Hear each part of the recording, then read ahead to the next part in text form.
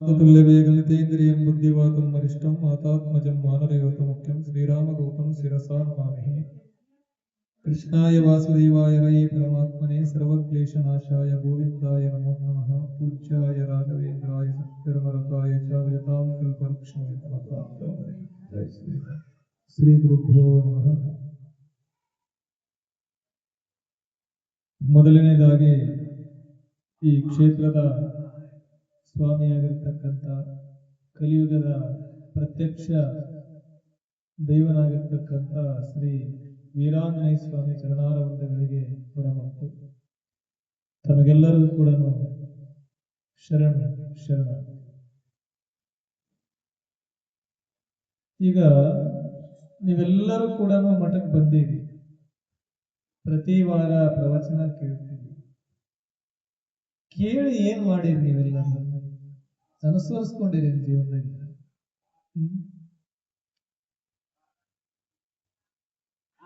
ಆಂಜನೇಯ ಸ್ವಾಮಿಯ ಜೀವನದ ಬಾಲ್ಯದ ಕಥೆಗಳನ್ನ ಕೇಳಿದ್ವಿ, ಆತನ ಸಾಹಸಮಯವಾಗಿರ್ತಕ್ಕಂಥ ಚರಿತ್ರೆಯನ್ನ ಕೇಳಿದ್ವಿ. ಇವನ್ನೆಲ್ಲ ಕೇಳಿರಲ್ಲ, ನಿಮ್ಮ ಜೀವನದೊಳಗಡೆ ಇದನ್ನ ಅಳವಡಿಸಿಕೊಂಡಿರಿ. ಸ್ವಲ್ಪ ನೀವು ಪ್ರಶ್ನೆ ಹಾಕೋಬೇಕು. ನಾನ್ ನಿಮಗೆ ಪ್ರಶ್ನೆ ಕೇಳೋದಲ್ಲ, ಈ ಪ್ರಶ್ನೆನ ನಿಮ್ಮಲ್ಲಿ ನೀವು ಹಾಕೋಬೇಕು. ಸ್ವಾಮಿಯವ್ರು ನಮಗೆ ಕತೆ ಹೇಳಿದ್ರಲ್ಲ, ಅದರಲ್ಲಿ ಎಷ್ಟು ನೀತಿ ಇತ್ತು, ನಮಗೆ ಬೇಕಾಗಿತ್ತು ಅದರೊಳಗೆ ಏನಿತ್ತು ಅನ್ನೋದನ್ನ ನೀವು ಕುಂತು ಯೋಚನೆ ಮಾಡಬೇಕಲ್ಲ ಅದ್ರ ಬಗ್ಗೆ.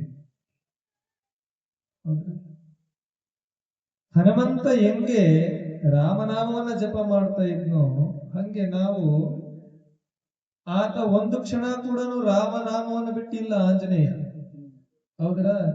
ಹಂಗ ನಾವು ಕೂಡ ಒಂದು ಕ್ಷಣ ಕೂಡ ಈ ಉಸಿರನ್ನು ಬಿಟ್ಟಿರೋಕ್ ಸಾಧ್ಯ ಇಲ್ಲ. ಹೌದಾ? ಇಡ್ತೀರೇನು ಉಸಿರು ಬಿಟ್ಟು?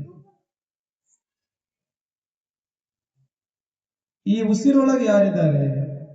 ನಾ ಹೇಳ್ತಾ ಇರ್ತೀನಿ, ಪ್ರಾಣದೇವರು. ಪ್ರಾಣದೇವರಂದ್ರೆ ಯಾರು ಗೊತ್ತಾ? ಪ್ರಾಣದೇವರಂದ್ರೆ ಯಾರಂತ ಯಾರೇ ಗೊತ್ತಿಲ್ಲ. ಪ್ರಾಣದೇವರ ಯಾರು? ಪ್ರಾಣದೇವರಂದ್ರೆ ಯಾರು? ಆಂಜನೇಯ ಮುಖ್ಯ ಪ್ರಾಣ. ಹೌದಾ? ಕರೀತಾರಲ್ಲ ಏನಂತ? ಮುಖ್ಯ ಪ್ರಾಣ. ಮುಖ್ಯ ಅಂದ್ರೆ ನಮಗೆ ಜೀವನದಲ್ಲಿ ಯಾವುದು ಮುಖ್ಯ? ಪ್ರಾಣ. ಪ್ರಾಣ ಅಂದ್ರೆ ವಾಯು. ಹೌದ್ರ? ನಾವು ಗಾಳಿಯನ್ನ ಒಳಗೆ ಎಳ್ಕೊಂಡು ಹೊರಗೆ ಬಿಟ್ಟಿವಿ ಅಂದ್ರೆ ನಾವು ಅದೀವಂತ. ಹೊರಗ್ ಹೋದ ಗಾಳಿ ಒಳಗ್ ಹೋಗಿಲ್ಲ ಅಂದ್ರೆ ನಾವು ಹೋದಿವಂತ. ಆ ಗಾಳಿಯ ಸ್ವರೂಪದಲ್ಲಿ ನಮ್ಮ ದೇಹದೊಳಗಡೆ ನಿತ್ಯ ಸಂಚಾರವನ್ನ ಮಾಡ್ತಕ್ಕಂಥ ಯಾರಾದ್ರೂ ಇದ್ದಾನೆ ಅಂದ್ರೆ ಅದು ಆಂಜನೇಯ. ಕೈಯದವನೇ ಯಾರು? ನನಗೆ ಹೊಡಿ ಚಪ್ಪಳೆ ಅಂತಲ್ಲ, ಅವನಿಗೆ ಹೊಡಿ ಅಂತ ಹೇಳಿದ್ರು. ಹಂಗೆ ಅವನು ಹೆಂಗೆ ರಾಮನಾಮನು ಬಿಟ್ಟು ಒಂದು ಕ್ಷಣನೂ ಇಲ್ಲವೋ ಹಂಗೆ ನಾವು ಕೂಡ ಈ ದೇಹದೊಳಗೆ ಉಸಿರು ಬಿಟ್ಟು ಒಂದು ಕ್ಷಣ ಕೂಡ ಇರೋಕ್ ಸಾಧ್ಯವಿಲ್ಲ. ಹಾಗಾಗಿ ನೀವು ಈ ಕಥೆ ಒಳಗೆ ಇವನ್ನೆಲ್ಲ ತಿಳ್ಕೋಬೇಕು. ಈ ನೀತಿಗಳನ್ನು ತಿಳ್ಕೊಂಡ್ರೆ ಜೀವನ ಆಕತ್ತೆ. ತಿಳ್ಕೊಳ್ಳದಂಗ ಅಡ್ಡಾಡಿದ್ರೆ ಜೀವನ ಆಗುದಿಲ್ಲ.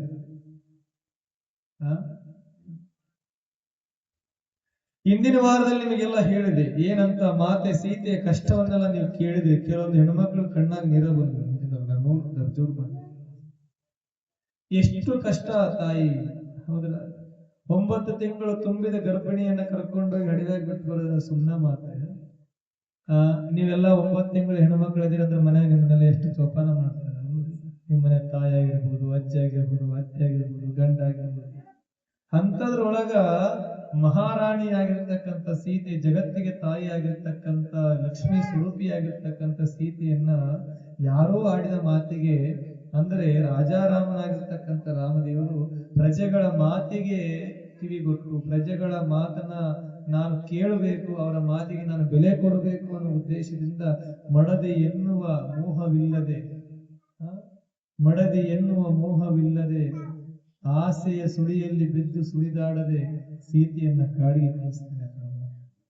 ಸೀತೆ ಏನ್ ಹೇಳ್ತಾಳೆ ಅಂತ ಗೊತ್ತಾಯ್ತು ನಿಮ್ಗೆ? ಏನಂದು ಸೀತೆ ಆ ಸಮಯದಲ್ಲಿ ಲಕ್ಷ್ಮಣನಿಗೆ ಹೇಳ್ತಾಳೆ, ಮೈದುನ ರಾಮ ಮಾಡಿದಾನಂದ್ರೆ ಸರಿಯಾಗೇ ಇರ್ತದ. ರಾಮ ಎಂದೂ ಕೂಡ ಅಧರ್ಮವನ್ನು ಮಾಡಿಲ್ಲ.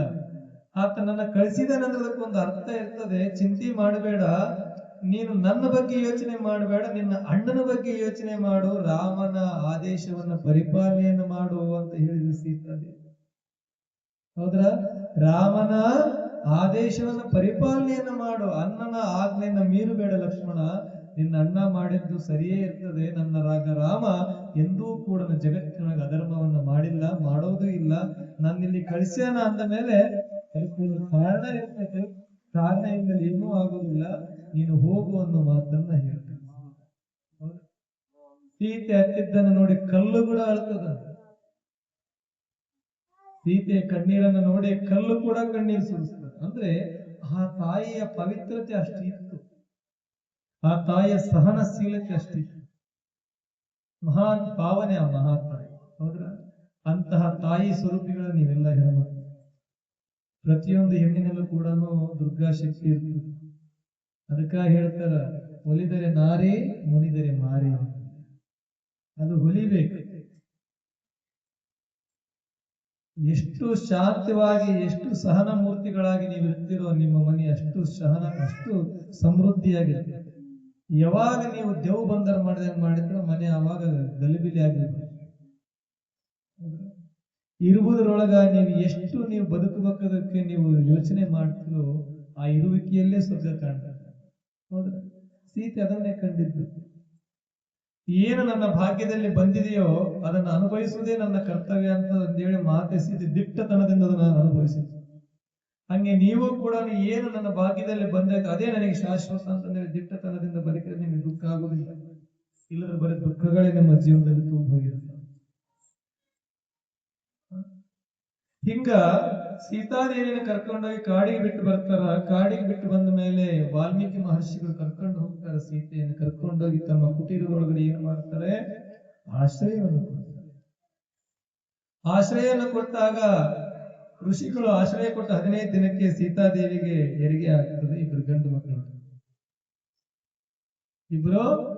ಮಕ್ಕಳು. ಅವ್ರ ಹೆಸರೇ ಲವ ಕುಶ. ಅವಳಿ ಜೋಳಿ ಗಂಡು ಮಕ್ಕಳು. ಅವರಿಬ್ಬರಿಗೆ ಲವ ಕುಶ ಅಂತ ನಾಮಕರಣವನ್ನು ಮಾಡ್ತಾರೆ. ನಾಮಕರಣವನ್ನು ಮಾಡಿದ ಮೇಲೆ ಏನ್ ಮಾಡ್ತಾರೆ ಅಂದ್ರೆ, ವಾಲ್ಮೀಕಿ ಮಹರ್ಷಿಗಳೇ ಅವರಿಗೆ ಎಲ್ಲಾ 16 ವಿದ್ಯೆಗಳನ್ನು ಕಲಿಸ್ತಾರೆ. ವಿಲ್ವಿದ್ಯೆಯನ್ನು ಕಲಿಸ್ತಾರೆ, ಗದಾಯುದ್ಧ ವಿದ್ಯೆಯನ್ನು ಕಲಿಸ್ತಾರೆ, ಮಲ್ಲ ವಿದ್ಯೆಯನ್ನು ಕಲಿಸ್ತಾರೆ, ಶಿಕ್ಷಣವನ್ನ ಕಲಿಸ್ತಾರೆ, ಪಾಂಡಿತ್ಯವನ್ನ ಕಲಿಸ್ತಾರೆ, ವೇದ ಆಗಮಗಳನ್ನೆಲ್ಲ ಕಲಿಸ್ತಾರೆ ಮಹರ್ಷಿಗಳು. ಕಲಿಸಿ ಅವರನ್ನ ಪರಿಪೂರ್ಣ ಪಕ್ವವಾಗಿರ್ತಕ್ಕಂಥ ಒಂದು ಜ್ಯೋತಿ ಹೆಂಗಿರ್ತದೋ ಜ್ಯೋತಿ ಅದು ಪರಿಪೂರ್ಣವಾಗಿರ್ತದೆ ಯಾವಾಗಲೂ ಕೂಡ. ಹೌದ್ರ? ಕೆಲಸ ಏನು? ಬೆಳಕು ಕೊಡ್ತಕ್ಕಂಥದ್ದು ಅದ್ರ ಕೆಲಸ. ಹೌದ್ರ? ಹಂಗೆ ಇವರಿಬ್ಬರನ್ನು ಕೂಡ ಜಗತ್ತಿಗೆ ಒಂದು ಧರ್ಮಿಷ್ಠರನ್ನಾಗಿ ಮಾಡತಕ್ಕಂಥ ಎಲ್ಲಾ ಒಂದು ಅಮೂಲ್ಯವಾಗಿರ್ತಕ್ಕಂಥ ಜ್ಞಾನವನ್ನ ವಾಲ್ಮೀಕಿ ಮಹರ್ಷಿಗಳು ಲವಕುಶರಿಗೆ ನೀಡ್ತಾರೆ. ನೀಡಿದ ಸಂದರ್ಭದಲ್ಲಿ ಏನಾಗ್ತದಪ್ಪ ಅಂದ್ರೆ, ರಾಮದೇವರು ಅಶ್ವಮೇಧ ಯಾಗವನ್ನು ಮಾಡಬೇಕು ಅನ್ನೋ ಸಂಕಲ್ಪ ಮಾಡ್ತಾರೆ. ಋಷಿಗಳು ಬಂದು ಹೇಳ್ತಾರೆ, ರಾಮ ನೀನು ಚಕ್ರವರ್ತಿ ಆಗಬೇಕಪ್ಪ ಅಂದ್ರೆ ಭೂಮಂಡದಲ್ಲಿರ್ತಕ್ಕಂಥ ಎಲ್ಲಾ ರಾಜರು ಕೂಡ ನಿನಗೆ ಸಾಮಂತರಾಗಬೇಕು. ಹಂಗಾಗಬೇಕಂದ್ರೆ ನೀನು ಅಶ್ವಮೇಧ ಯಾಗವನ್ನು ಮಾಡಬೇಕು. ಅಶ್ವವೇಧವನ್ನು ಯಾಗ ಮಾಡಿದಾಗ ಎಲ್ಲಾ ರಾಜರು ಆ ಅಶ್ವವನ್ನು ವೇದ ಯಾಗಕ್ಕೆ ಒಪ್ಪಿ ನಿನಗೆ ಕಪ್ಪ ಕಾಣಿಕೆಯನ್ನು ಸಲ್ಲಿಸಿ ನಿನ್ನನ್ನ ಎಲ್ಲರೂ ಕೂಡ ರಾಜಾರಾಮ ಅಂತಂದ್ರೆ ಒಪ್ಪಿಕೊಂಡಾಗ ನೀನು ಚಕ್ರವರ್ತಿ ರಾಮನಾಗ್ತೀಯ. ಇದನ್ನು ಯಾರು ಮಾಡ್ತಾರೋ ಅವರು ಜಗತ್ತಿನಲ್ಲಿ ಧರ್ಮಿಷ್ಠರಾಗಿ ಮೆರೀತಾರೆ ಅನ್ನೋ ಒಂದು ಮಾತನ್ನ ವಿಶ್ವಾಮಿತ್ರ ಮಹರ್ಷಿಗಳು ರಾಮದೇವರಿಗೆ ಹೇಳ್ತಾರೆ. ವಶಿಷ್ಠರು ಮತ್ತೆ ವಿಶ್ವಾಮಿತ್ರ ಮಹರ್ಷಿಗಳು ಇನ್ನು ಅನೇಕ ಮಹರ್ಷಿಗಳನ್ನು ಕೂಡಿಕೊಂಡು ರಾಮದೇವರು ಏನ್ ಮಾಡಬೇಕು? ಯಾಗವನ್ನು ಮಾಡಬೇಕು. ಯಾವ ಯಾಗ? ಅಶ್ವಮೇಧ ಯಾಗ. ನೀವು ಕೇಳಿದ ಅಶ್ವಮೇಧ ಯಾಗ. ಅಶ್ವ ಅಂದ್ರೆ ಏನು? ಕುದುರೆ. ಹೌದಾ? ಆ ಕುದುರೆಯ ಹಣೆ ಪಟ್ಟಿಗೆ ಒಂದು ಬಂಗಾರದ ಫಲಕದಲ್ಲಿ ರಾಜ್ಯದ ಎಲ್ಲಾ ಸಂದೇಶವನ್ನು ಬರೆದು ಕಳಿಸಿದ್ದಾರೆ. ಅದು ಎಲ್ಲೆಲ್ಲಿ ಹೋಗ್ತದೋ ಅದರಿಂದ ಸಾವಿರಾರು ಲಕ್ಷಗಟ್ಟಲೆ ಸೈನಿಕರು ಹೋಗ್ತಾರೆ. ರಾಜರು ಅದನ್ನ ಒಪ್ಪಿಕೊಂಡು, ಅದಕ್ಕೆ ಅವ್ರು ಬರೆದಿರ್ತಕ್ಕಂಥ ಸಂದೇಶಕ್ಕೆ ಒಪ್ಪಿಕೊಂಡು ಆ ಕುದುರೆಯನ್ನ ಅದನ್ನ ಗಾಂಭೀರ್ಯವಾಗಿ ಗೌರವಪೂರ್ವಕವಾಗಿ ಸ್ವಾಗತ ಮಾಡಿಸ್ಕೊಂಡು ಕಳಿಸ್ಕೊಡ್ತಾರೆ. ಇಲ್ಲವೇ ಯುದ್ಧ ಮಾಡಬೇಕು. ಯುದ್ಧ ಮಾಡಬೇಕು. ಈಗಿರ್ತಕ್ಕಂಥ ಸಂದರ್ಭ ನೋಡ್ರಿ, ಇಲ್ಲೊಂದು ಬಹಳ ಅದ್ಭುತವಾಗಿರ್ತಕ್ಕಂಥ ಕಥೆ ಬರ್ತದೆ. ಇದನ್ನು ಬಹಳ ಕಿವಿಗೊಟ್ಟು. ಈಗಿರ್ಬೇಕಾದ್ರೆ ಏನಾಗ್ತದೆ, ಮಣಿಮಾಲಿ ಅನ್ನೋ ಒಬ್ಬ ಶಿವ ಭಕ್ತ. ಅದನ್ನ ಹೆಸರೇನು? ಮಣಿಮಾಲಿ. ಆ ಮಣಿಮಾಲೆ ಅಂತಕ್ಕಂಥ ಏನಪ್ಪಾ ಅಂದ್ರೆ ಶಿವನಿಂದ ಒಂದು ವರವನ್ನು ಪಡೆದಿರ್ತಾನೆ. ಏನಂತ ವರ ಪಡೆದಿರ್ತಾನಂದ್ರೆ, ಯಾವಾಗ ನಾನು ನಿನ್ನನ್ನು ಕರಿತೀನೋ ಅವಾಗ ನೀನು ನನಗೆ ಬಂದು ಸಹಾಯ ಮಾಡಬೇಕು ಅಂತ ಒಂದು ವರವನ್ನು ಪಡೆದಿರ್ತಾನೆ ಆ ಮಣಿಮಾಲೆ. ಆತನಿಗೆ ಆ ಶೈವರು ಆ ವರವನ್ನ ಪಡೆದಿರ್ತಕ್ಕಂಥ ಮಣಿಮಾಲೆಯ ಆಸ್ಥಾನಕ್ಕೆ ಈ ರಾಮನ ರಾಜ ಇದು ಯಾವುದು ಅಶ್ವಮೇಧ